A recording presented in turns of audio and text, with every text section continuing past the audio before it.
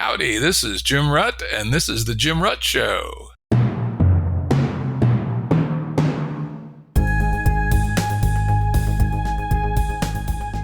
Listeners have asked us to provide pointers to some of the resources we talk about on the show. We now have links to books and articles referenced in recent podcasts that are available on our website. We also offer full transcripts. Go to jimruttshow.com. That's jimruttshow.com. Today's guest is Samo Burja. Samo's a returning guest. He's been on several times. One of my favorite people to talk to, a real thinker. Samo is the founder of Bismarck Analysis, a consulting and publishing firm that investigates the political and institutional landscape of society. He's also a research fellow at the Long Now Foundation, where he studies how institutions can endure for centuries and even millennia. He's also a senior research fellow in political science at the Foresight Institute, where he advises on how institutions can shape the future of technology. Welcome back, Samo. It's good to be back, Jim. Yeah, we had a good conversation very early in the Ukraine-Russia war about what might happen. We both got it horribly wrong. Oh, well. Turns out, as you mentioned in the pregame, it takes two to tango. And so now from the other side, 2 years and a few months later, we're going to talk today about lessons learned. What have all the military strategists, what lessons should they have taken from the Ukraine-Russia war so far? And as an amateur military historian, I've really enjoyed watching this. I also, of course, understand the horrible suffering, particularly of the Ukrainian people. Anything bad happens to the Russian people, fuck them, they deserve it for starting this goddamn war. But I feel terrible about what's happened to the Ukrainians. And in fact, for those who are listening to this, if you want to hear a more blow-by-blow description of the first year of the war, I just recorded in the previous episode, Yaroslav Trofimov's very interesting book, Our Enemies Will Vanish, where he, basically traveled all around Ukraine while the war was happening, up close and personal, but he also talked to the leaders and things of that sort. So very interesting, but so an interesting contrast with today's conversation. So, let's start out big picture. From your perspective as a leading strategist, what have you learned from the last 2+ years? I think that military stockpiles, that is stockpiles of various forms of military equipment, are much less useful than previously assumed. And there are two reasons. The first reason is that the rate of attrition in the kind of drone intensified warfare is very high for anything from tanks to trucks, anything to artillery shells. Artillery has sort of returned in a kind of positional warfare role, which demands huge quantities of shells. It's kind of impossible to stockpile for the next war. The next war will be waged by an even more transformed technological set of tools. So you don't even know what you're supposed to stockpile in advance. Yeah, I think that's the key point, right? Having, stockpiles of big old tanks, well, that turned out would be an error, because what we really needed, and we've gone through such rapid evolution of this, is Ukrainians are now producing 80,000 suicide drones a month. What the fuck, right? That is a massive scaling up of production that no one would have thought possible a few years ago, right? This would have been hailed as a massive revolution in warfare.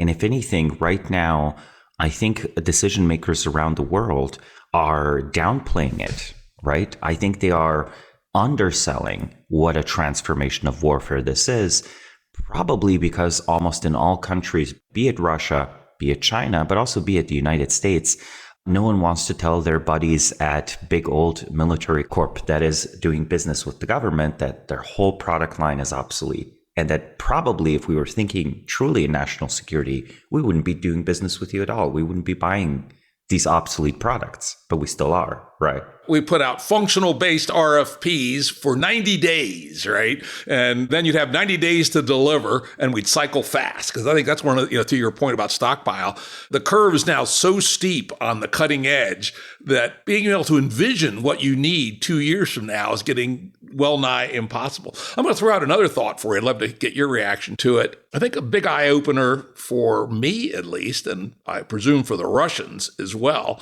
is that most of the fighting for since World War II has frankly been one side considerably more sophisticated than the other. And this has really been the first peer or near peer level major war since World War II. I suppose you could say Iraq, Iran, but that was kind of mid-tier peer level. These were not countries at the cutting edge of either strategy, technology, or power, right? Like Iran and Iraq were not innovating. Yeah, against each other, right? They were just slugging it out. Of course, Iran had American and Iraq. Well, anyway, neither here nor there. But anyway, this was a near peer, near top of the stack war. And a lot of the lazy assumptions that the stronger powers had fallen into turned out just not to be true. For instance, I did a little research before this call. A fair bit of U.S. munitions rely upon GPS guidance, right? Yeah, you want to pound the shit out of Iraq, sure. Not a goddamn thing they can do about it. But a very technologically advanced country like Russia relatively quickly figured out how to jam GPS. So the GPS stuff's now useless. The small HIMARS rockets are almost useless unless you catch them at a fledge area. And one of the reasons why we've given them the big missiles, because they use an inertial system. They don't use GPS. I think the Russians also probably took something like that kind of lesson, sophisticated pound on the little guys. Because as it came up with Yaroslav the other day, at the actual start of the war, the Russians were amazingly under-resourced. They only threw about 200,000 guys across a 700 or 800 mile front, and the Ukrainian army was of about similar size. And so they must have been assuming either that they would do a decapitation that would work, which it didn't, or there would be being greeted by turncoats, which didn't happen. But when it actually came to fighting, they had no fucking chance. 200,000 against 200,000 across this huge arc of the whole Ukrainian border from north all the way down to almost to Odessa. Of course, that wasn't going to work unless they were somehow in their own mind thinking this was U.S. versus Iraq or something like that. But peer-to-peer is a very different game than advanced country pounding on not advanced country. What do you think about that? I think that there were 4 big factors that caused a miscalculation on the Russian side. The first one is not even a miscalculation. The gamble was that the president and leadership of Ukraine would simply flee if the country was under serious threat. This was, in the immediate aftermath, people forget, of the collapse of the Afghanistan government. So the Russian perspective was, this is an American puppet regime. They, have no deep well of support in Ukraine.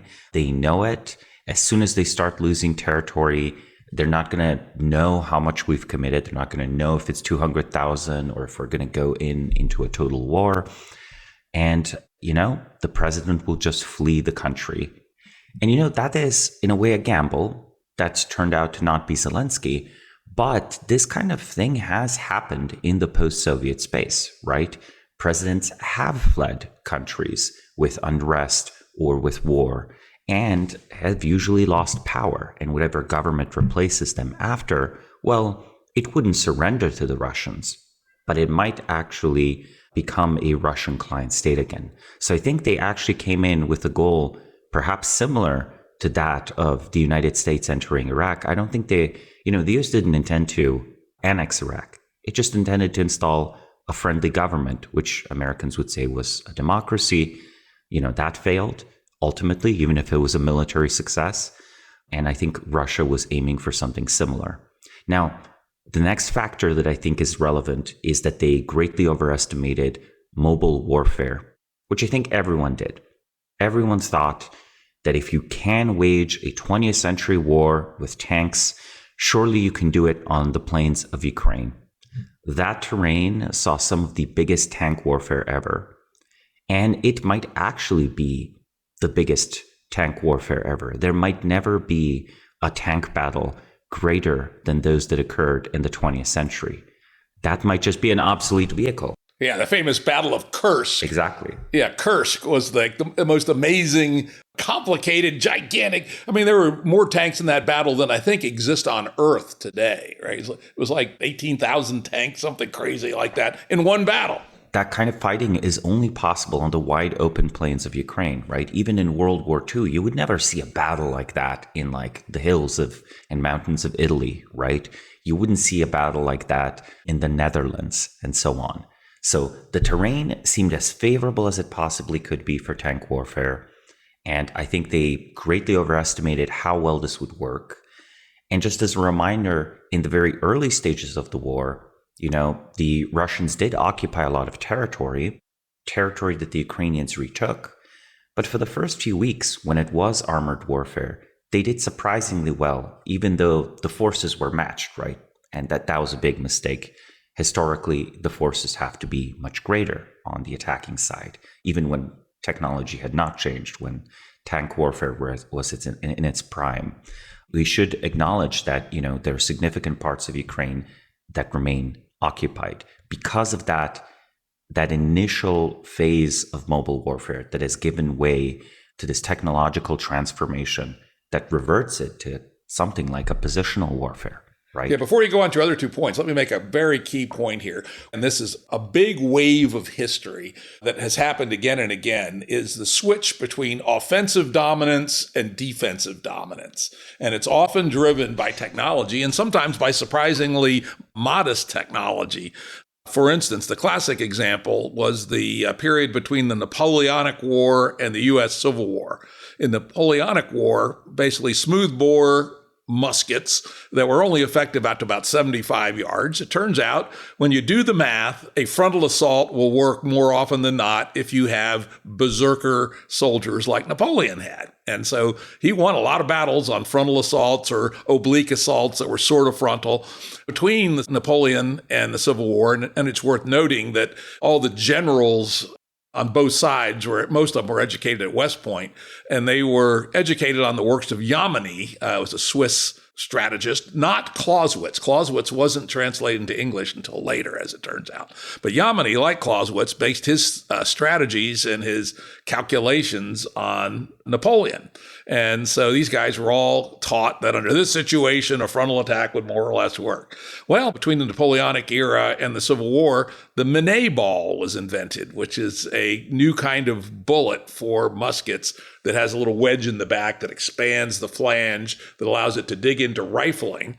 And a large percentage of the muzzle loaders by the Civil War were rifled, not all of them, but a large percentage. And instead of 75 yards effective range, you're now talking 200 yards, 3x approximately. So think of, the battle of, Pickett's Charge. Every few years, every 10 years, go to Gettysburg and walk the battlefield. And you go, what the fuck were they thinking, right? These guys charging across this mile of open space with, cannons, which will take a certain number out. But the thing that really wiped them out was the guys with the rifled muskets on the stone wall there, just slaughtering them from a couple of 100 yards away. By the time they got to the wall, there's almost none of them left. A few of them jumped over the wall, and the Union guys just clubbed them, basically. And so that little technological change meant that in the Civil War, essentially 100% of the time, whoever was on the tactical defensive won, because the attackers would break their force on the defense, which now had switched because of this one technical innovation from offense usually winning to defense almost always winning. And then they'd counterattack and fuck them up big time. Almost no examples of, classic maneuver warfare where the person that struck first won, which is quite interesting. There's that example. And then, of course, that trend of defense having the advantage continued to grow until the famous World War I on the Eastern Front, where the machine gun and rapid fire light artillery, again, made it exceedingly difficult to do any kind of breakthrough, at least on a compact front like we had on the East. until finally late in the war, the addition of tanks and maybe poison gas provided a little bit of friction. But sort of the first 3 years, it was about as static a warfare as you're likely to see. And then, of course, World War II, we saw quite the opposite. We saw a return to mobile warfare with air, land, radio, tanks, all this sort of stuff. Lines move quickly. In fact, I did some math. In World War I, the lines moved on average 0.3 kilometers a day. In World War II, 1.9 kilometers per day. So basically 6 times as much. Even on the Italian front, I went and did the numbers, 1.2 kilometers a day. So 4 times as much as the Western Front in World War I. So we had moved back to a world of mobile warfare. And to your point, the Russians probably had learned at their military academies we're in an epoch of mobile warfare. And guess what? They were wrong. Drones and inexpensive anti-tank weapons said, "Ooh, that game doesn't work so well anymore." Mm-hmm. And perhaps they had learned incorrectly from the U.S. example, because the U.S. had a very successful military intervention in the Gulf War, and then another very successful intervention in 2004, successful on purely military terms, not talking here about strategic success. And both of those actually made heavy use of air power and heavy use still of tank warfare. We all remember those iconic CNN images of, Iraqi tanks burning, but American tanks driving into Baghdad. That happened technically in the 21st century. But I think that was a 20th century war, including its computer component, including the reliance on GPS, including all the information warfare stuff. People don't realize that in the 1980s, warfare would already have been computerized had it been a Soviet versus US war in the late 1980s, right? So whenever you heard, the Pentagon talking about information warfare, they just meant adding an information layer to 20th century warfare. That's all they talked about. However, as we talked earlier, Iraq was not at the cutting edge of anything, right? They had failed really to even defeat Iran. So the US could wage an obsolete form of war on an opponent that was not a peer or not close to a peer. And here's perhaps the third reason that, I initially said there were 4 big reasons for the Russian miscalculation. The third reason is, had the Russians attempted this scale of invasion in 2014, there would have been enough sympathizers and traitors in the Ukrainian government that there would have been a surrender, and the Ukrainian military would not have been ready. But the Ukrainians had, since 2014, to a great extent, pursued training, acquisition of modern equipment, and also did a full sort of security sweep of the Ukrainian government to find people who might be, Russian agents or Russian sympathizers. Yaroslav made that point very strongly, and he gave the other example, which is apparently the actual nature of the Russian regime in Donbass was totally horrible, and that there were lots of refugees that left Donbass and came to the Ukraine, and even though they were ethnic Russians, Russian-speaking, and one might have thought they would be sympathetic to the Russian cause, apparently uniformly described the Russian Donbass regime as hellish and horrible. And even Kharkiv, which was, again, very strongly Russian ethnic and Russian speaking, became a fortress of anti-Russia, significantly due to reports on what a Russian puppet state actually looked like. Yeah, those RUP states were essentially very exploitative, in some ways borderline totalitarian, kind of like the best analog would be you're living in a warlord era statelet. Sort of like some of the kind of crazy states that popped up during the Chinese Civil War at the start of the 20th century. You had some truly unusual, strange, but fragile regimes show up there. Okay, so let's go on to your fourth point on how Ukraine did better than you and I both thought back in 2022. Mm-hmm. Well, the fourth point is, and this was, I think, something that both Western analysts got wrong and the Russians themselves got wrong. It was the assumption that the level of corruption in the Russian military was much lower than it actually was. That the reforms that had been initiated in the early 2000s to try to streamline it, modernize it, remove basically people who had been corrupt and were selling off pieces of equipment. That just turned out to be false. Like, there was just so much rot in that institution that it was actually, borderline embarrassing in certain ways in the first year of the war. Various supply shortages for this very 20th century style military and this very 20th century style of war, they were just missing. So you couldn't even wage that war very well for very long. At first, it was not the Ukrainian counteroffensive that stopped them. They exhausted sort of their own supply. They extended beyond their own supply lines after a relatively modest incursion into what is Europe's second largest country, right? If you count the European part of Russia as a European country, then, Ukraine is a huge country too. It is actually a vast country. So assuming you're going to have much more logistical capability than you actually do because you have paper supplies, well, paper supplies make for a paper tiger. Yeah, I remember the analysis somebody did of looking at the tires on the armored personnel carriers and the heavy trucks and such. And apparently various corrupt supply sergeants had taken the pretty good quality Russian-made tires and sold them and had bought really cheap Chinese tires to replace them. And there was apparently an absolute, because the Russian military tires were relatively puncture-proof, right? And the cheap-ass Chinese knockoffs that these corrupt supply sergeants bought to replace them did not have that kind of armor in the tread. And there was an amazing breakdown of just flat tires, right? And, the Russian army, a lot of its APCs are still tire driven, right? And their trucks as well. So that turned out to be, and the fuel trucks particularly, right? An armor unit consumes a bodacious amount of fuel. And if you can't get your fuel trucks right behind the lines, you're going to be in a world of hurt. Another one, and again, this came out of Yaroslav's book that the Russians just did not calculate correctly, is that while the Ukraine only had a active military of 200,000, they had a massive reserve force. And they were able to ramp up their guys with guns and girls with guns from 200,000 to 700,000 by July of 2022. So after July of 2022, until quite a while after Putin did his mobilization and his draft and started shaking people out, and Prigozhin started shaking people out of the prisons, the Ukrainians actually had a significant numerical advantage on the ground. So no surprise that the Russians just ran out of gas and were actually hunkered down, after basically April 1st, because the Ukrainians were very rapidly bringing people into the battle. And, I then went and did some research. I said, how big is the U.S.'s reserve? And I was actually surprised how small it is.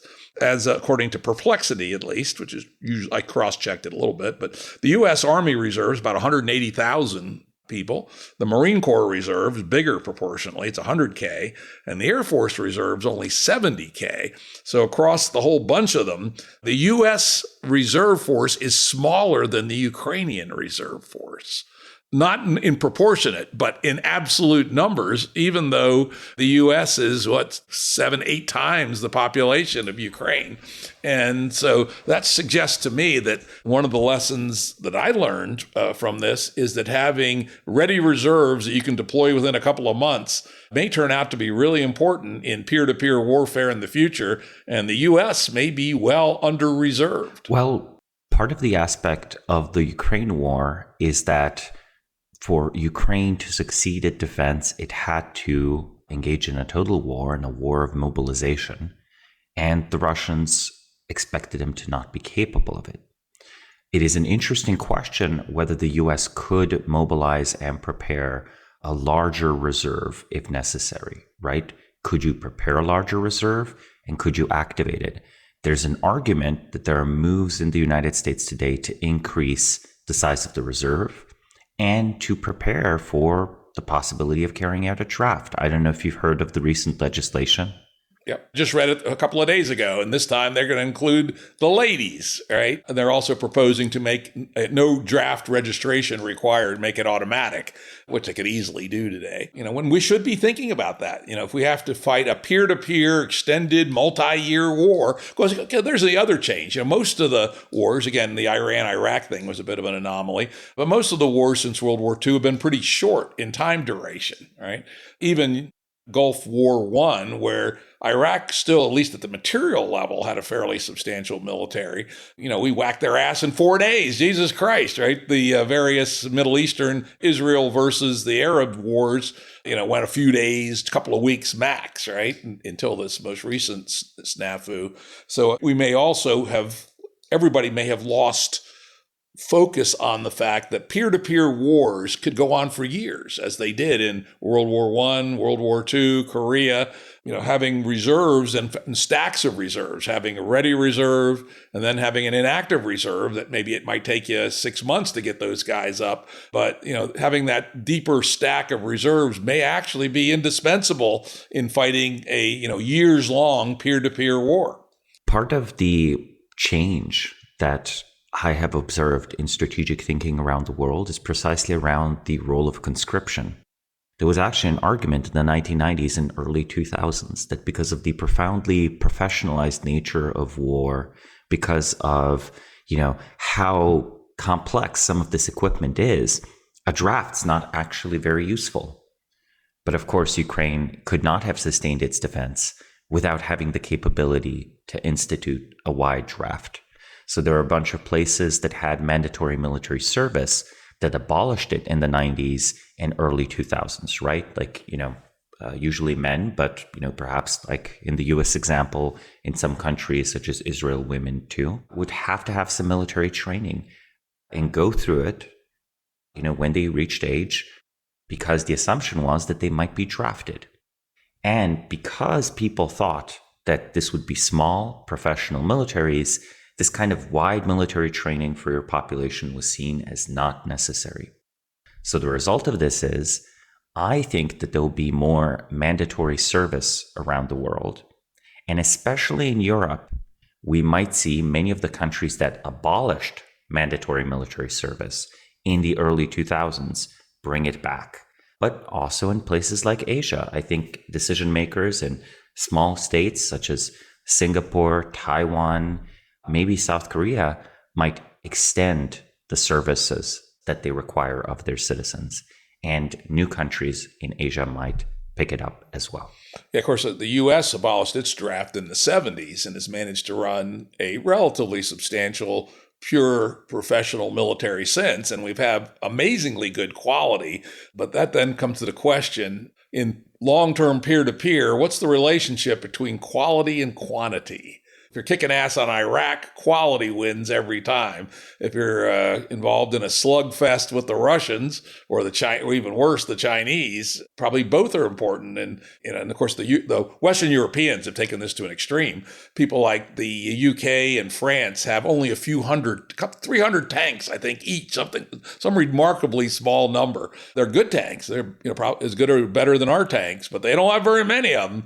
And in a protracted peer-to-peer slugfest, some hybrid between World War I and World War II, they're going to be in a world of hurt real quick. Part of the interesting calculus here is that if you were to fight China, you are fighting a country with a vastly larger population than that of the United States. They would just have more manpower despite their older age structure. The older age of both Ukraine and Russia is also a change, right? The higher average age of both Ukraine and Russia than any historical war that I know of. I don't think countries this old have ever gone to war.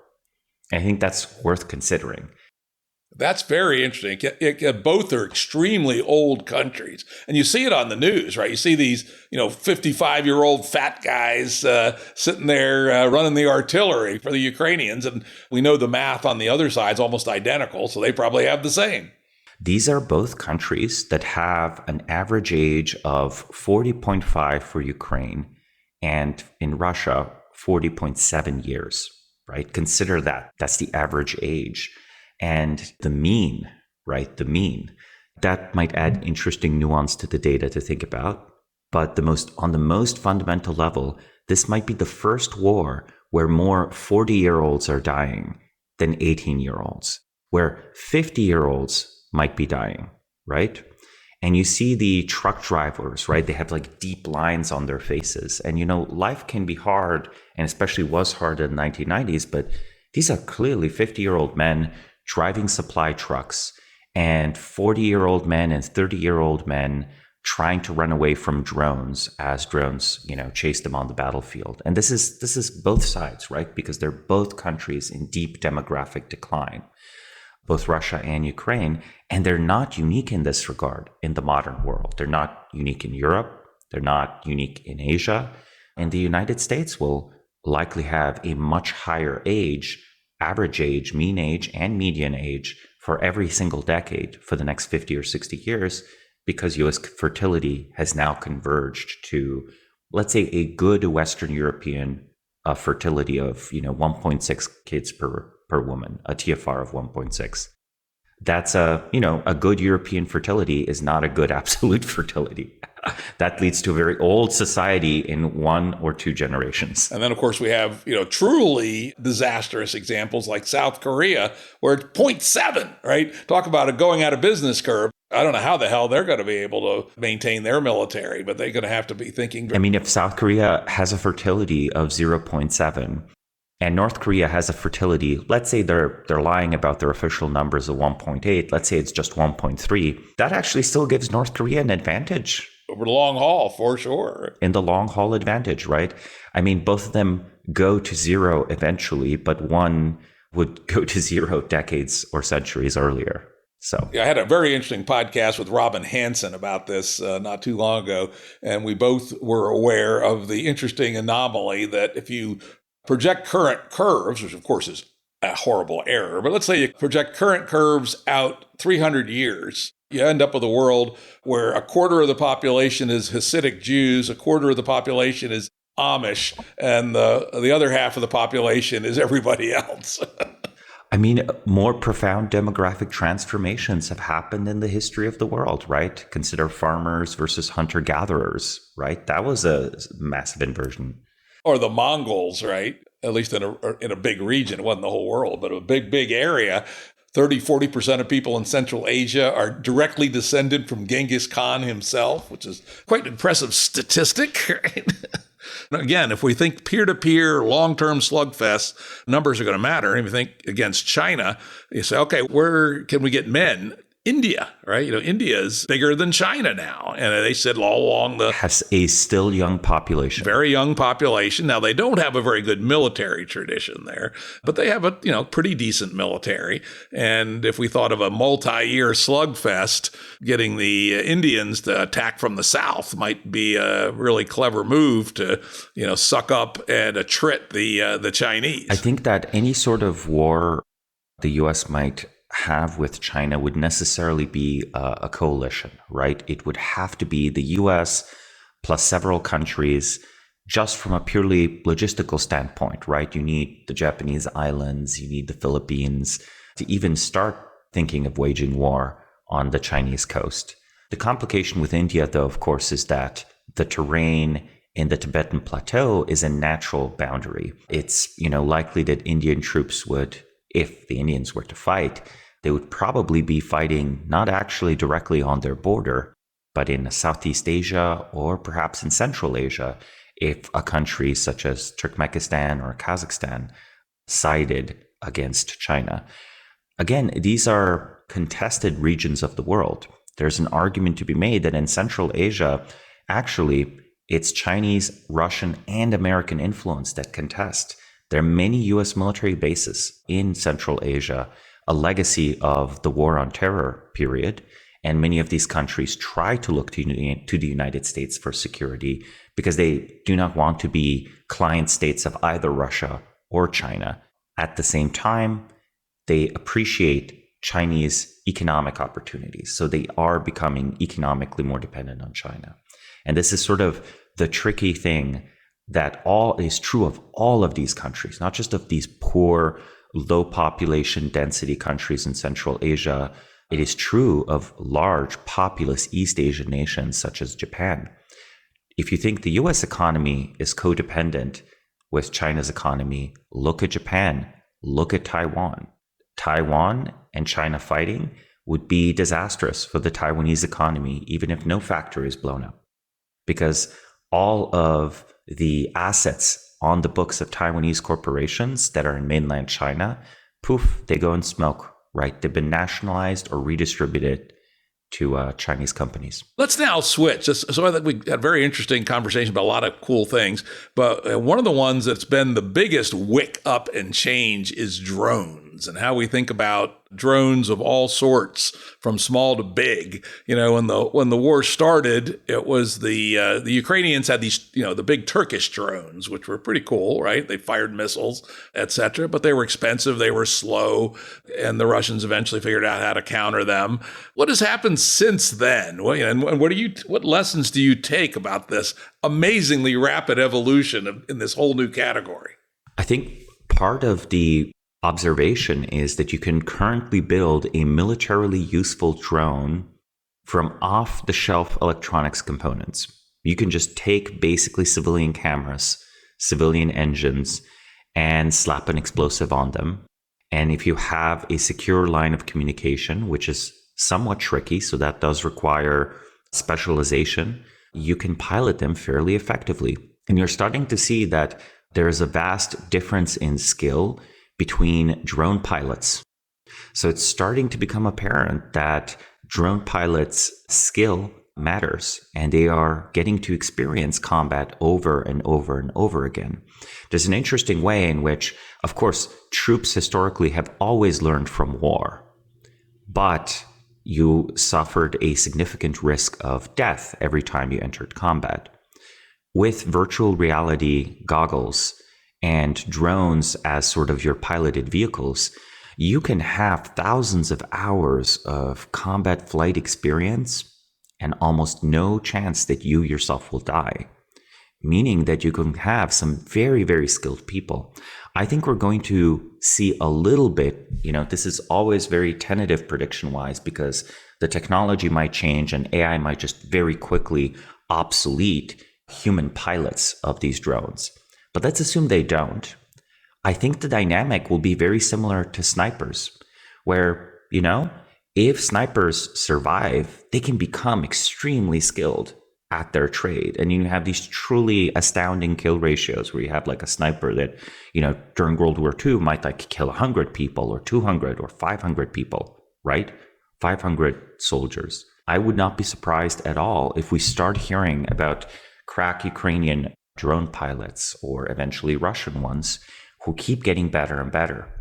And the interesting thing is, there's reasons to expect that young people are better at this. Faster response times, right? Faster response times, higher neuroplasticity. So ironically, to tie it a little bit back to the age discussion, it's an interesting question under conditions of this kind of technology that needs fast response times.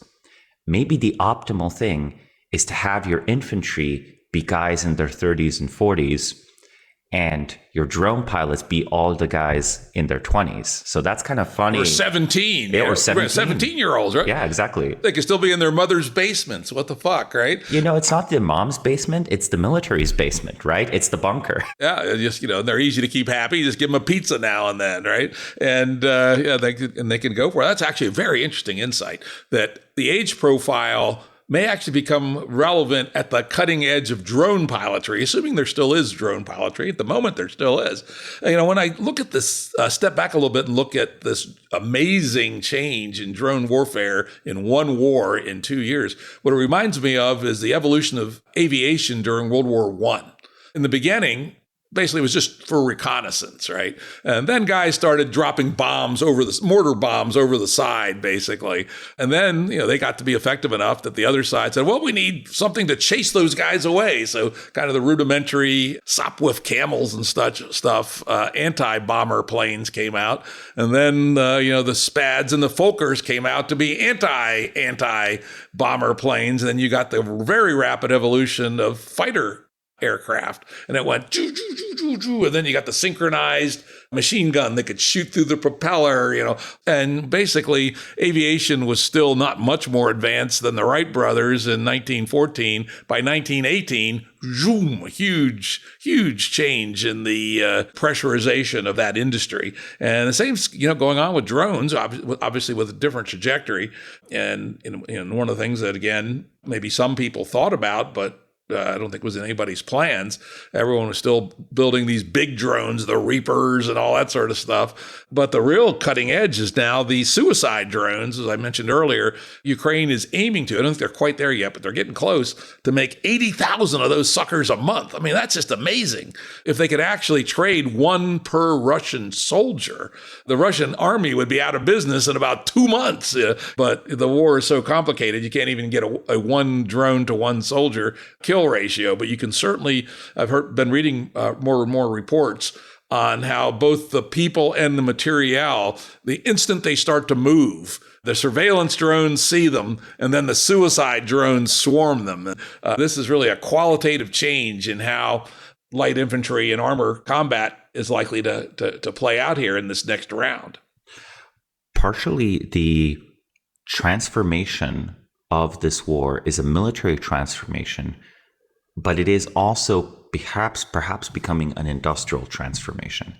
Countries now know that if you want to participate in a modern war, you just have to build your own drones. Going around to your allies, even if they're reliable allies, asking them for drones is not going to adapt the technology rapidly enough for combat conditions. The Russians themselves are now also building drones. Previously, they were buying Iranian ones. So I think we're going to see basically the creation of lots of drone factories in both countries. And this will result in rapid prototyping, but it will also result in something of an industrialization. After this war, I would not be surprised at all if, say, an independent Ukraine was actually a top world drone producer and actually sold civilian drones of a quality comparable to GGI drones from China. Yeah, it makes sense. I mean, and maybe better because they're under very adverse situations, and they have to be able to survive in much more intense environments than, I've got a fleet of like 8 DJI drones, and I'm kind of in from the very beginning to the current close to state of the art. And they're good, but they're very, very, very fragile, right? And so I would expect that what the Ukrainians are going to learn to do is to build really good, rugged stuff. And as you say, they may well be quite the industrial power. Well, one of the interesting things, if I can go a little bit on another consequence of drone warfare. Go ahead. Yeah. I note that, the dog that didn't bark is sort of the very important thing here. The relevance of the Air Force, both the Ukrainian and the Russian Air Force, has actually been very muted during this war. Why? Because drones are the new Air Force. So I think drones have, with the reconnaissance and munition delivery, essentially obsoleted an older type classical manned Air Force. And that is a big deal for the United States, right? If you talk to people who estimate U.S. military power, sometimes they point out that, out of the world's top 5 air forces, actually the U.S. has three of the greatest air forces. Has the U.S. Air Force, and then it has the Marine Corps has its own Air Force, and the Navy has its own Air Force. And each of those is a top 5 in the world Air Force. However, these are 20th century Air Forces with jet fighters that are manned with aircraft carriers and so on, right? So I'm not sure the US is looking at producing drones at the scale and cost efficiency that the Ukrainians and the Russians are producing right now. Yeah, and I've read a little bit about this. Apparently, as you would expect, there's gigantic institutional / bureaucratic pressure from the pilot corps, right? My whole career, I'm Colonel Blunderbust, and I'm the squadron leader of a group of F-22s, which they cost $300 million each, something ridiculous. And me and my boys, we'll defend the homeland, right? In reality, a $300 million fighter plane may just be an absurd thing in the next turn of the screw. And we better get our shit together.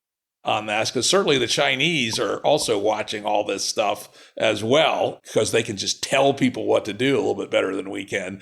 They may well be able to make this transition faster than we can. And it's very interesting you say the dog that did not bark, because the thing that gave the U.S. its amazing supremacy over these lesser non-peer foes was the air-land battle, right? And then the JADO, which was the thing that came after it. And neither and a little bit surprising, the Russians haven't been able to do anything at all like air-land, right? They're just utterly inept at it appears, or they don't have the right equipment. Even though drones are more cost-effective, U.S. has shown that if you can pull off air-land, you can actually do some pretty amazing breakthroughs against a narrow front and then fan out, and then very much like the World War II style blitzkrieg. But that's not happening at all in the Ukraine-Russia war. Mm-hmm. And of course, part of it might be the deficiency of the Russian Air Force, but part of it just is that I think airplanes are too easy to shoot down with modern anti-air equipment. And if you have state-of-the-art anti-air equipment, I'm not sure the US planes would have better survivability than, say, Russian planes. Let's remember in the 1990s, stealth bombers were shot down successfully by Serbian forces using 1970s Soviet technology. So 1970s Soviet technology could, in the 1990s, shoot down the stealth bombers that the US was sending. You notice that after that period, they sort of quietly de-emphasized stealth in designs. It was a failed hypothesis. It didn't work. It works a bit. Or didn't work well enough. At least not against peer-level opponents, right? Of course. And Serbia wasn't a peer-level opponent. Again, they were using 1970s Soviet equipment, which was considered obsolete by the Russians already then. So I think that, Chinese anti-air defenses would be probably very lethal. And the Russian ones are probably as well. As you know, as a very serious strategist, near the heart of strategy, particularly for protracted warfare, are cost ratios, right? And one of the things that certainly seems to be clear is smart weapons are changing the math of asymmetric exchanges quite rapidly. Russian tank, couple of $1 million, a Ukrainian drone, $1,000 maybe, something like that, maybe less, right? And even if you have to trade 10 of those for one tank, you're trading $10,000 for $2 million. That's a hell of an economic exchange ratio. And in a long war, that just can become decisive. And then it's going to apply in every category. Talk about, you say you're defense contractors. I'd hate to be in the business of building aircraft combat groups, right? Aircraft carrier combat groups right now. What do those things cost? $25 billion each or something nuts like that. And they're just big old fat sitting ducks against, even if you take top of the line U.S. equipment, call them $1 million rockets versus at the low end, $500 million ships. You don't have to have a very high hit rate to make that economic exchange ratio look pretty dreadful in a hurry. How do you see that playing out? I think that for prestige reasons, people still, countries around the world are still building aircraft carriers. Let's say China has decided to build a number of aircraft carriers. The correct historical analog is, I think, the World War II era battleship, where lots of steel, lots of equipment, lots of fuel is put into battleships that become too risky to use. You can't sail the Yamato, you can't sail the Bismarck into anywhere where it might be militarily useful because the risk of it sinking is too great. And that just sort of makes them these empty symbols of military strength. Battleships that would have been decisive in naval engagements in 1917 by, 1942, 43 are just sunk costs, right? They're just sunk costs waiting to sink. And I think the aircraft carriers of the world today, it's important for a country to say, we have the most aircraft carriers. Just as at the start of World War II, it was still important to say, we have the most battleships, because that sounds powerful. That seems powerful to people whose intuitions were built up by the previous wars. So they have maybe a small deterrence value, but as soon as you think through something in terms of an actual war, I think these are just pointless exercises. Yeah, at least for peer level combat. For peer level combat, yeah. Yeah. Want to go kick the shit out of the Houthis or something? Yeah. Without aircraft carriers, say, The operations in Iraq wouldn't have been possible. But even then, it did require the cooperation of Saudi Arabia. Like, I think airfields would be plentiful in many of these situations. And the ranges of modern aircraft they're just longer than the ranges of World War II or early Cold War era aircraft, and have options such as air refueling and so on. Yep, that's absolutely right. And again, I think this is the mindset that you got to think about peer warfare as very different than pounding on the periphery, right? We may, a country like U.S. who seems to have, taken over the job of the world's policeman may still need its aircraft battle groups to go pound the Houthis or something. But you try to fight the Chinese toe to toe, those are just big fat targets that could be overwhelmed even by not a very high kill ratio rockets and still be losing 20-1 on the economics, maybe 100-1. And that's not sustainable. Let's go back to drones a little bit. We're seeing the proliferation of drones at every scale for every mission imaginable. What we haven't yet seen is very much autonomous dronery. I know the Russians have been experimenting with it, and I assume the Ukrainians have been as well. Where do you see that going, and what's the curve going to be on that? I think that the progress of truly autonomous drones is going to be more incremental than technologists might expect. For the analog here, I would consider truly autonomous cars, where arguably much of the technology had, been there and most of the problems were solved in 2014. Yet it still took until 2024, not just because of regulation, okay? It's been legal to drive autonomous cars here in San Francisco for a while now. And since starting in March, it's legal to charge money to passengers for driving those. But because there is a long tail of problems and situations that are not covered, when you solve 98% of the problems related to driving, there are still 2% that are stubborn and take a lot of work to get down to 1%, and takes even more work to get down to 0.5% of situations that need to be accounted for, where human intervention is still necessary. So because of that, the progress has been measured in years or maybe even in 1 decade. I suspect, given the complexity of the battlefield, even with massive progress in other domains of artificial intelligence, I think it's going to be 20 years or so before we really start seeing autonomous vehicles thrive. Now, I could be wrong, but I think you're going to see incremental automation of more and more steps of it. The flying is easy. Computer pilots have been a staple of the industry, right? Autopilot for aircraft, that's been solved for a long time. What's tricky is understanding the battlefield. That's difficult for human general intelligence. To be effective, you have to respond to these combat circumstances. And I think that this will be constrained by data as well. Look, traffic has rules.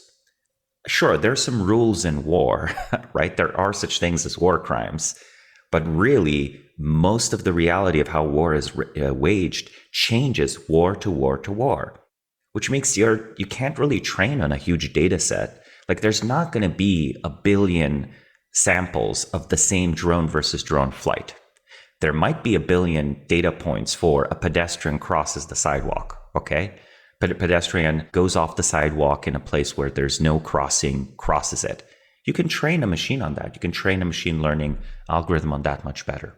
So because of these reasons, the first one being that this was incremental even in a much more structured environment.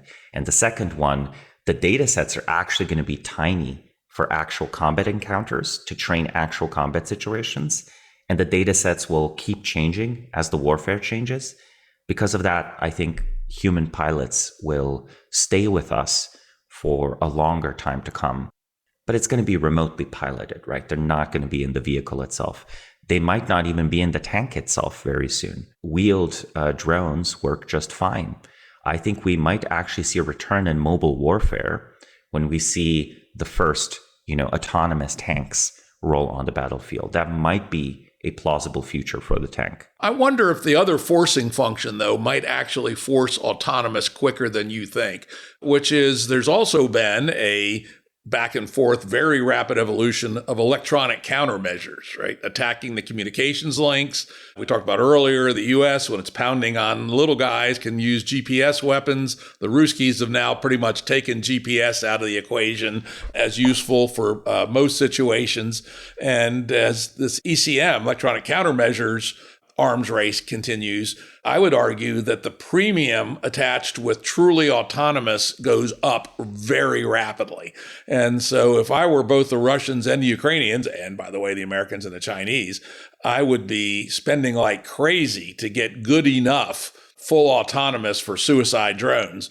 I'd also point out, as you did make the model, and I have had at least 3 podcasts about self-driving car technology, most recently with George Hotz, an amazingly interesting guy who has an open source self-driving car software company, which is an amazing idea. A $1,000 piece of hardware you can plug into any of 250 models of cars, run his software on it, and it does a level 2 autonomous drive thing, probably do level 3, but he won't tell you that. The other thing about it is, I guess my point is, as he says, it's okay, we're down to the 99 point something level. And for killing civilians, 99.9 isn't good enough, right? You need like 99.999 to be good enough. Warfare, maybe you don't need anywhere near that good, right? We do know that friendly fire deaths occur in every war at a higher number than people like to admit. They don't have to be perfect. They have to be better than the alternative, or as good as the alternative, and more effective in some other way. At $1,000 a shot, even if you're having a problem identifying decoys reliably, let's say you can identify 9 out of 10 decoys appropriately, the math may still work for $1,000 drones to take out $2 million tanks. So if I had to put a bet down, I put a small bet down, which is that autonomous hunter-killer air drones will be a thing within a year because of the forcing function of electronic countermeasures making remote piloting more and more difficult. And that we will just accept a higher rate of civilian deaths and friendly fire. I think that's like a plausible hypothesis because we tend to think about our acceptance of civilian casualties decreasing over time as a sign of moral progress. But possibly this is just a convenient story. And what has always happened is that when a new technology is effective in war and, say, increases civilian casualties, right? When you don't have precision bombing, when you just have to carpet bomb a city, lo and behold, we accept much higher civilian casualties, right, than we did even a decade or 2 earlier. So I think the strategic bombing of World War II is a point in favor of the theory that, we will just in these wars come to expect that, maybe there's a 90% chance that I as a soldier am killed by enemy drones, and maybe there's a 10% chance I'm killed by friendly drones. And that's just how we wage war now.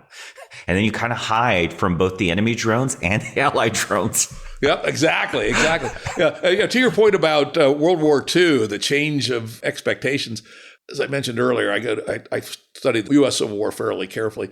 The biggest battle ever fought on the American continent was the Battle of Gettysburg, a huge, amazing battle. You know how many civilians were killed in the whole Gettysburg campaign? No, I'm curious to learn. 0. Fascinating. 0. And the estimate of civilians caught in the whole U.S. Civil War is like 1,000. And most of that was in, the burning of the Shenandoah Valley and, partisan battles and things where the civilians were kind of mixed up. But in terms of the actual military on military, essentially no civilians were killed at all. And that was part of it, was the very professional, chivalrous ideas about warfare and the nature of the weapons, right? They weren't long range. They weren't huge explosives. But by the time I got to World War II, you think about Hiroshima and Nagasaki. In reality, the Americans killed 2.5 million Japanese civilians with firebombing. The stick and paper Japanese cities of the 30s and 40s, they go up like that. And Curtis LeMay ran this amazing campaign where they burned the shit out of basically all the top 100 Japanese cities. And they actually kept Hiroshima and Nagasaki and one other city, I forgot the third one, off the target list so they'd have something to demo the nukes with. Right.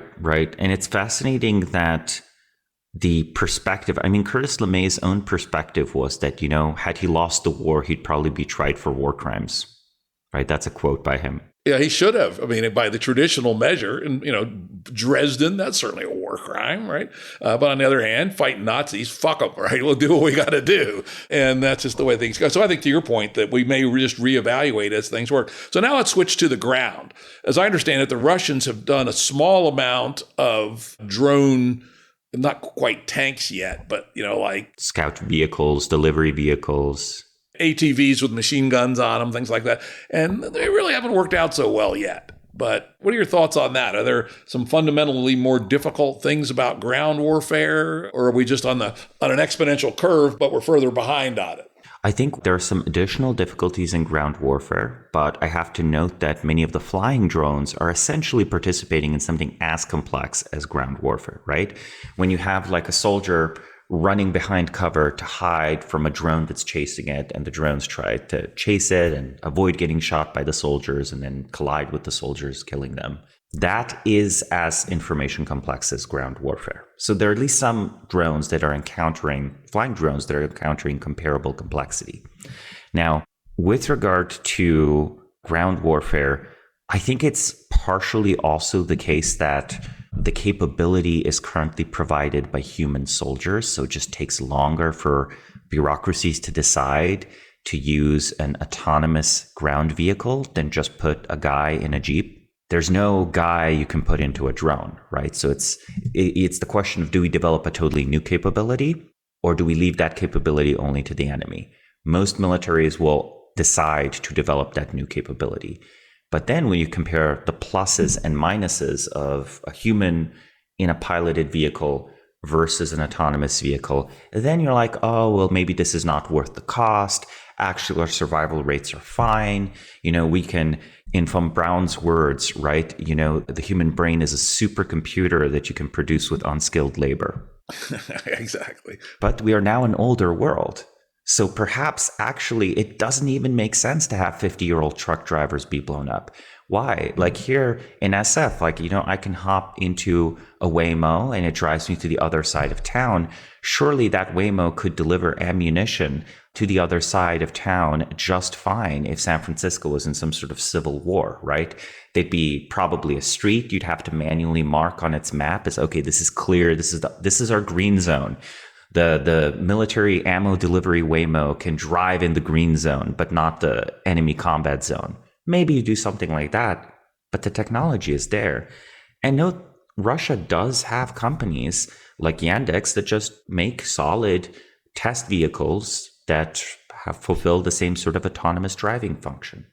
So I think it's just a matter of time before many of the deliveries in the combat zone with the vehicles have shown low survivability, right? Those little vehicles running ammo to the troops. You might have seen they even picked up this kind of obsolete, I don't know how to describe it. Looks like a van from the 1960s. You probably know which vehicles I'm referring to, that can just race fast enough so that it doesn't get taken out by drones. Why does that have to have a human in it? I don't think it does. And I think if you eliminate the human there, even if it's remotely driven, I think that more supplies make it. So the electronic countermeasures, like you said, remain a forcing function. But I just think that a lot of these vehicles, if they have onboard autonomous driving, would do just fine to deliver supplies to allies. That is perhaps the least complicated role, but a vital one, since it is the logistics and the supplies that limit how far an advance can go, or where an offensive can even begin. Yeah, that's always critical. The logistics are in many ways the base upon which everything else is built. Yeah, that makes actually a fair bit of sense. I'm just curious, have you driven in a fully autonomous Waymo yet? Yes, yeah, I've taken it many times. Oh, wow. It's almost worth flying out to California, as much as I hate flying, just to do that. Well, but the fact that you're probably going to have to fly to California is also interesting, right? Like, they're not going to start driving in your town a year from now or 2 years from now, maybe 5 years. But that suggests that they are very incremental in where which territories they're mapping. Yeah, I've noticed they've avoided snow also. It's interesting. We go up to Pittsburgh quite a bit. Our granddaughter lives up there and we visit there a bit. And there were a bunch of full autonomous driving companies in Pittsburgh that were spun out of Carnegie Mellon, the famous robotics lab there. And one of their claims was, we're going to build more robust shit because, Pittsburgh is this horribly laid out city on a pointy little triangle. It's in Appalachia. In fact, Yeah. they laughingly call Pittsburgh the Paris of Appalachia. And so lots of steep hills, non-square grids and snow and ice and bad weather and fog and all that. Well, guess what? They all went out of business. There ain't no autonomous driving cars in Pittsburgh anymore. Too hard of a problem to solve, as it turned out. California and Texas, they essentially don't have weather. They just have temperature. Right. There's no. Yeah. And of course, where Waymo first did its thing was in Mesa, Arizona, which is flat, grid-like, and perfect weather. So that's it's quite interesting how that will move along. All right. So let's move on to the next piece, which is we've talked about how the ECM, the electronic countermeasure, is such a forcing function. This was in your paper from February 23rd, 2022, which is perhaps surprisingly, artillery may still seem to be the queen of battle for a while yet. What do you think about that? Because you can still throw a shitload of mass with artillery. I think that is one of the parts of the analysis and forecast that we got right. It's been borne out. As we talked about 80,000 drones, but we should also talk about tens of thousands of artillery shells, right, that have been expended. A day. Tens of thousands, millions of artillery shells have been expended. Of course. And that rate of production, right, is not something that the United States has prepared currently. It was not even something the Russians had prepared, right? The Russians thought, our huge stockpiles mean we don't have to build artillery shells. And of course, they had to then buy them from places like North Korea and so on. And the same is true of Ukraine. I think Ukraine gets South Korean artillery shells. So you could jokingly maybe call the Russian-Ukraine war is, in a way, a Korean war by proxy. I love it. Because both countries are deploying artillery shells and using production that would otherwise be used against each other. The city of Seoul, famously, of course, is, in the sights of North Korean artillery and would be 40,000 artillery pieces sitting up on the mountains just on the other side of the border. And it'd be a hell of a shit show should that one ever go up. Well, the thing is, the artillery shells are themselves basically dumb drones that you can't use electronic countermeasures against. They fly, they're hard to intercept. I think that with the end of positional warfare, the key countermeasure against artillery was always you just move fast enough that the artillery has trouble hitting you in time from a distance. That's the key, because once the artillery is in the air, its final position is fixed unless it's a missile. So you could just move out of that area. And that was the advantage often of rapid warfare. So as soon as you cancel mobile warfare, the advantage of artillery returns. And then you can't move into zones that are heavily shelled. And if you keep on shelling a zone, guess what? No one can go there. And that's why for a little bit, we saw even the return of trenches, right? There was some literal and is still some literal trench warfare happening in Ukraine today. Yeah, think about the combination. I always like to think about layers of weapons.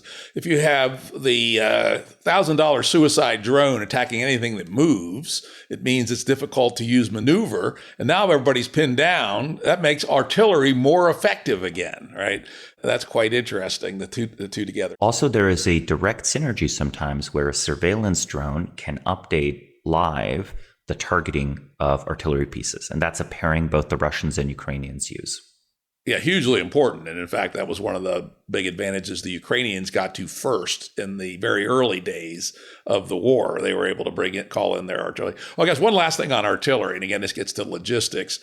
The Ukrainian army, as we know, was all Soviet caliber stuff, right? So all their artillery was Soviet artillery. They have Soviet caliber, Soviet shells and all. And obviously the Russians aren't going to be nice and give the Ukrainians any more artillery shells. And so the Ukrainians burned through their supply of Russian bloc munitions pretty quickly. And we were able to round some up from the Czechs, I think, and a few other folks that had stockpiles of them.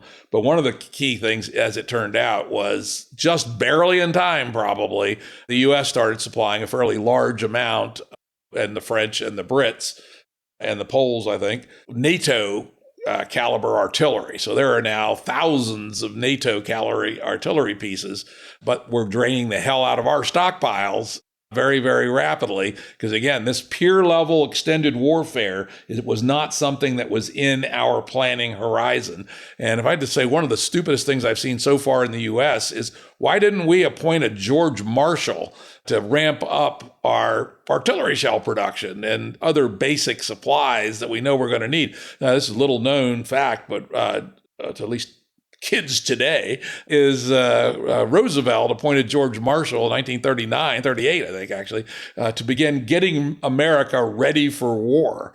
And, he was the smartest general we had. And they did not use him in the battlefield. They used him to run everything else behind the scenes. And it was a hugely important, brilliant move by Roosevelt to take his smartest, most capable general and basically put him in charge of grand strategy and logistics. And that made a huge difference for our readiness once the war actually started. As far as I know, Biden has not done that, has not found a George Marshall and said, you're in charge of accelerating our readiness here over the next couple of years. Well, I feel that a telling thing to look at here is the $1 trillion infrastructure bill. I've yet to meet someone who can point to a concrete bridge or dock. Then we could at least call that bridge or dock that was built a $1 trillion bridge. So I feel like the modern US government would perhaps have a war readiness bill where, $1 or $2 trillion are spent, and somehow it just vanishes all up in the air with very few tangible results.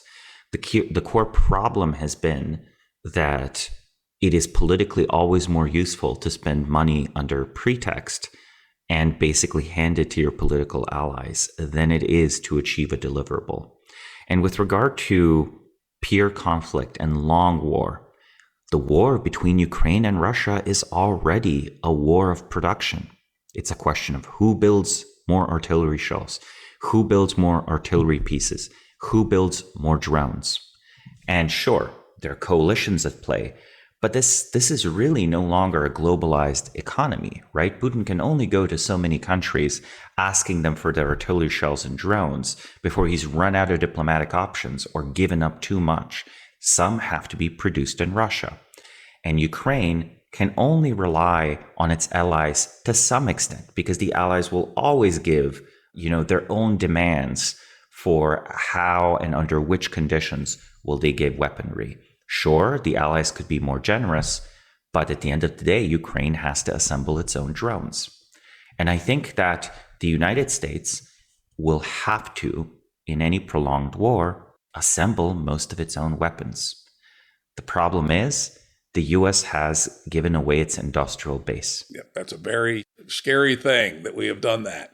I mean, consider that essentially the US is trying to be a global naval power while having very few dry docks that could build modern ships. I think we're like 23rd or something in ship tonnage building, and we're beaten out by amazingly small countries. But the most concerning one is China is number one. Yep. Right? China is building truly a vast number of civilian ships, and they're actually building a decent number of military ships as well. So, any civilian production capability in conditions of war will be turned to military production.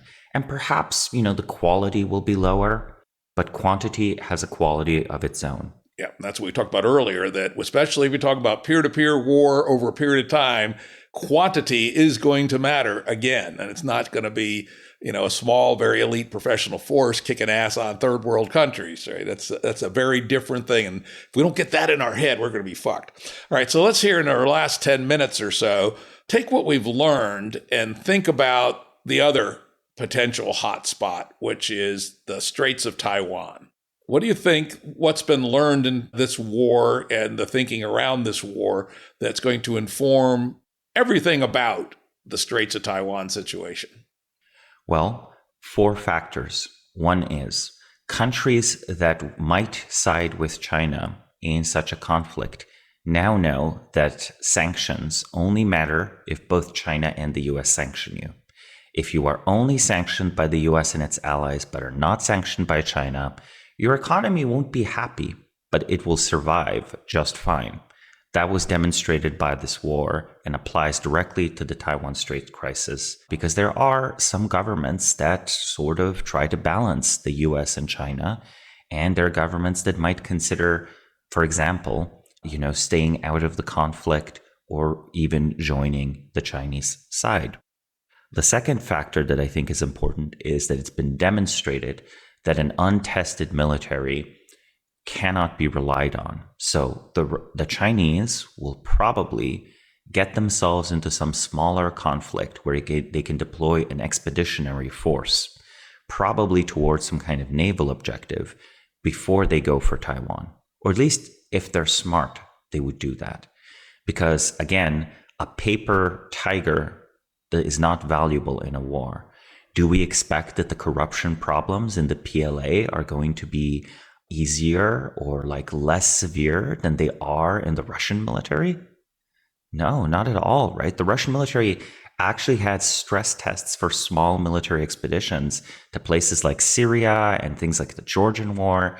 They couldn't fight a scale of the Ukraine war, right? They didn't have enough functionality there. But China hasn't even done that. They're spending a lot on their military. They're building some good hardware. But do any of these systems actually work? By which I don't mean the physical system, I mean the bureaucratic system. Every military is a bureaucracy. It's a struggle to make a bureaucracy functional. Unless you test your bureaucracy, all your bureaucrats will always say that we are competent and we're doing our job and we're not stealing any of your money. In reality, though, doing all not the above, tested. Right? They're doing all the above, right? They're not prepared. They're pursuing careerism. They are giving contracts to their cousin who gives them a kickback. It's a mess. And I think China's military has good hardware. I think the US underestimates the quality of Chinese military technology. However, its bureaucracy is probably a mess. Its logistical capabilities are probably a mess. They have spent a lot of time crafting military theory and very little time implementing military practice. They have no stress tests for this bureaucratic machine. The last big war they had was, it was the Korean War. What a different world, right? 60 years ago, right? The listeners might not know that the Chinese were absolutely a combatant, however unofficially, right? The Korean War was partially a China versus US proxy war, something the Chinese remember, right? Chinese cinema actually had a very popular movie, or several very popular movies in recent years, valorizing Chinese troops in Korea fighting Americans. So there is jingoistic, nationalistic sentiment. And I think a lesson learned also is that autocratic countries and countries with autocratic tendencies do not have a hard time getting their population to be on board enough with aggressive war to not be a problem. Remember all the theories that Putin's going to be overthrown in a wave of protests and anti-war stuff? None of that happened. And over time, Russian public opinion went from uncertain to hardening and to being more committed to the war. And I think any situation in China would be similar. So don't believe anyone who says that if China wages an aggressive war, the CCP will just be overthrown from the inside. That's not going to happen. I actually can't think of a historical example where that happened, even in the last 100 years. Yep, even the most rotten regimes. It wasn't even true in the 20th century, and it seems to not be true now. Yep, indeed. What else do we have about the Straits of Taiwan? The recent war has reminded everyone of this. I think that the massive number of drones used, those straits are short enough that drones can fly over. So I think we might see a truly huge, not amphibious invasion, but electric motor air flight invasion. Imagine something like 300,000 drones just flying over the strait one day. How can the Taiwanese shoot up all of them? They can't. And then sort of going through the streets. And at the end of the day, what prevents you from putting out a loudspeaker in Chinese saying that a curfew is now in effect and anyone leaving their home is violating martial law, and that the mainland government will be deploying human police forces within 48 hours? Sounds a bit like science fiction, but it's really not impossible, right? You could do that in a city or a lighting site. That's a really interesting idea that could happen. Well, if the soldier is stuck at home and can't leave his home to go get his gear because there's a drone Over his patrolling house, his street, yeah, like that's, and of course that would be very aggressive, right? That would require a Chinese government that is willing to inflict huge civilian casualties on the Taiwanese, which I don't think they are, but still the military capability exists, and that's a technological capability that changes how an amphibious invasion might go. And I've not seen many people grapple with that, though some have begun to realize it with various alternative concepts being floated for how do you deploy troops onto an island. Now, again, I think the Chinese will first test any such thing in an island context. I do think China will try to keep the war low on civilian casualties because the ideological premise is that this is China and that this is, there's going to be a policing action against a rebelling province if, say, Taiwan declares independence or something like that, right? They will frame it as, oh, this local band of political extremists is moving away from China. But, at least half of the population support reunification with China. And the ones that are confused by American propaganda, we'll sort them out soon enough. That's going to be the story. But they will believe the story. Yeah, even though the reality is only 4% want to reunite. It's 96 to 4, apparently, is the actual ratio. They will take any sort of opposition to escalation with China and equivocate that with reunification desires with China. Right? About 50% are in favor of the status quo and not to pursue moves such as declaring independence, et cetera, et cetera. Correct. I think that's about correct.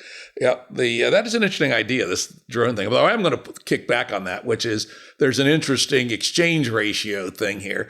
If Chinese drones have to operate across the Straits of Taiwan at a range of 80 or 100 miles, they need to be much more powerful and much more expensive than a point interdiction drone that just needs to fly up over Taipei and shoot down everything it sees, right? And so I suspect, if someone actually envisions this in time, the Taiwanese could build a counterforce at a 20th the cost per unit and may well be able to counter it if they can envision it in time. That would be quite interesting. Well, perhaps we will then have automated drone carriers rather than aircraft carriers. Yeah. Now, let's think about the more canonical story that gets told about Taiwan, which I have serious reasons to doubt the Chinese will actually try, which is the across the straits amphibious assault.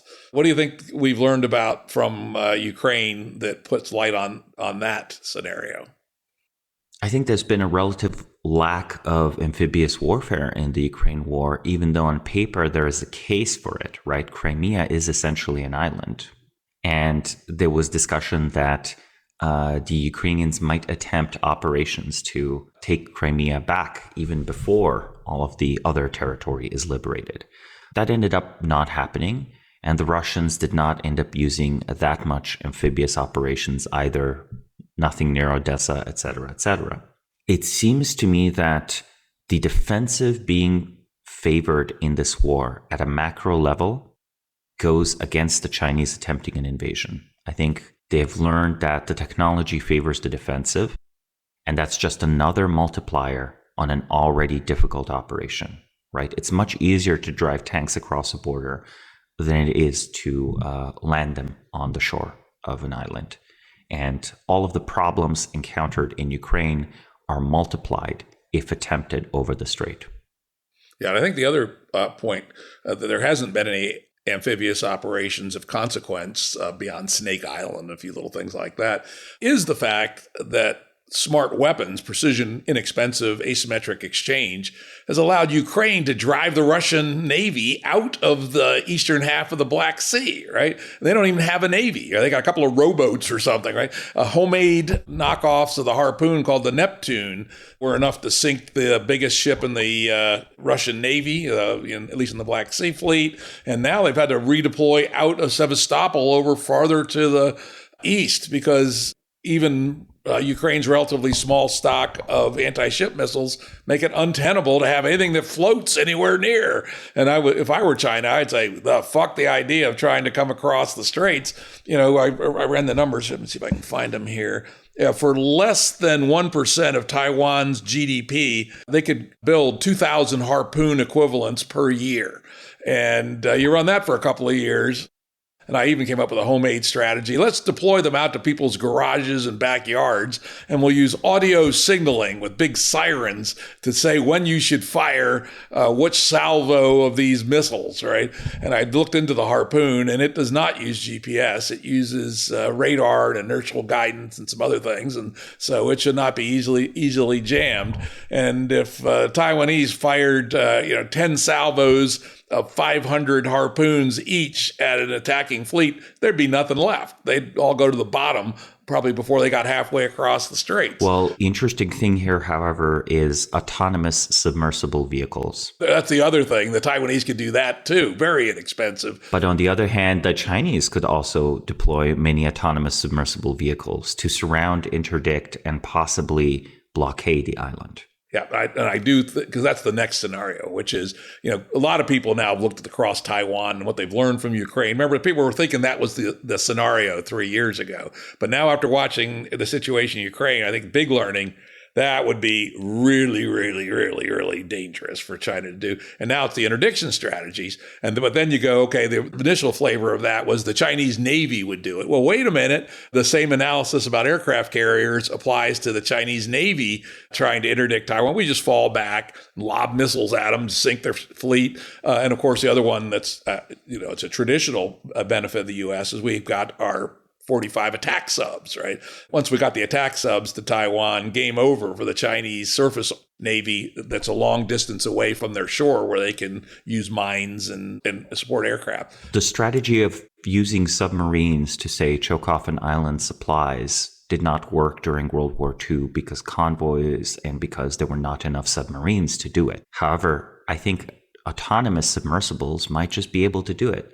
Declare a red zone where every single boat that goes a certain direction from, the shore of Taiwan is fair game, and then deploy a few thousand submersible drones that have a simple AI that just tells them, hey, collide with anything that moves, and keep on replenishing those. It's self-deploying mines. It's basically self-deploying mines.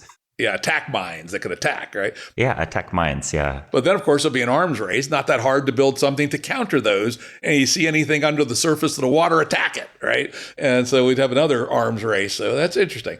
All right. This has been a very interesting conversation, as I figured it would. Samo Burja from Bismarck Analysis. Is that what you call your thing? Yes. We've had a very wonderful conversation, stimulating. It's going to cause me to have even more thoughts. And I look forward to having you back on the Jim Rutt Show in the future. Thanks for coming on board. Thanks for having me, and looking forward to next time. Yeah, this was great. Audio production and editing by Andrew Blevins Productions. Music by Tom Muller at modernspacemusic.com.